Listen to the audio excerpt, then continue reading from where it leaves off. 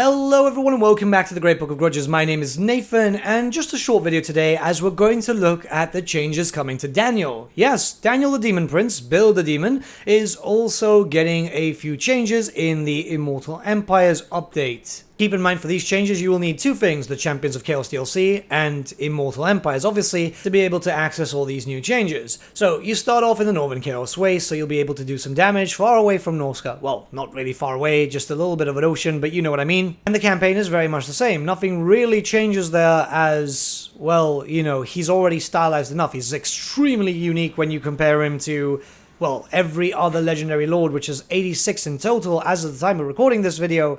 So yeah, let's just jump right into the actual changes. So the changes come into effect once you start dedicating your buildings to specific gods. So here we've dedicated to Nurgle. And what you can already see is that we have access to Marauders of Nurgle, just the basic ones with the hand weapons and shield. You also get access to a few more units as to just give you a little bit more of a push. So the Chaos Warhounds of Poison, the Spawn of Nurgle, the Forsaken of Nurgle, some stuff you already have, Chaos Warriors of Nurgle, and the Chaos Warriors of Nurgle with the Great Weapons. Those are the FLC units. And what you might notice is it's very different to how things currently work for Daniel, rather than the units being all grayed out and locked until you get the glory. These mortals, you don't need glory. You don't need glory to be able to recruit mortals. So you, as you progress through your buildings and just getting better areas overall, you can start recruiting them instantly, which is a great thing, really. As in harder difficulties, glory was just a bit slower to get, and yeah, you know, you would fall behind. Now at least you have some better tier units to make Daniel a little bit stronger, and this is further shown off when we look at the next section. This is when you take over with Khorne. You get the Chaos Warriors of Khorne and all that, because, I mean, you know, it's the stuff that you expect, but you also get the Marauders of Khorne with dual weapons. The Skull Crushers remain the same, but those are unlockable. You have to actually unlock them.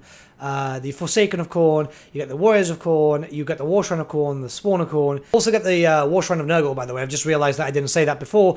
But the idea is that you have a little bit more to kind of add to it. It's not the full roster, you don't get any chosen and stuff like that, but what you do get is a little bit more to punch at the enemy. So essentially what this is a Demons of Chaos faction just with a few mortals. This is the true Chaos Demons with a sprinkle of mortals. It's just to add in a little bit more flavor, and this means that if you don't want to just go undivided and you want to go dedicated, you have a little bit more help. It's very obvious here when you look at Slaanesh, where it gives you the Chaos Warriors, the Marauder Horsemen, to give you a bit more skirmish and a little bit of range, which, to be honest, was always needed. You've also got access to the Forsaken, the Spawn again, this is all stuff that you can expect, and the War Shrine. So you get all the different War Shrines.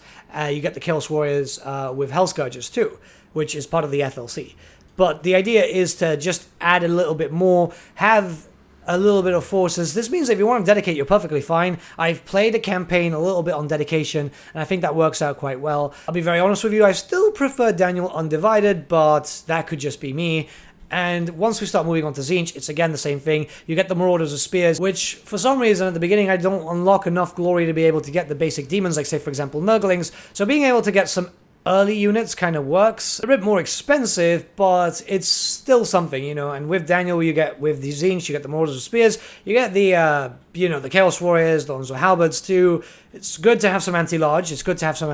I think just Nurgle is missing anti-large at the moment, which is a bit of a shame, but yeah, you've got a lot of stuff. You've got a lot of stuff to play with, and it's not really drastically changing your playthrough. You can totally ignore them if you want, and it's the case of just giving it a little bit of an update should you want it. And again, you will have to either have the FLC for the Chaos Warriors, which is the 3 units, or if you want the full of these units, you're going to need the Champions of Chaos DLC.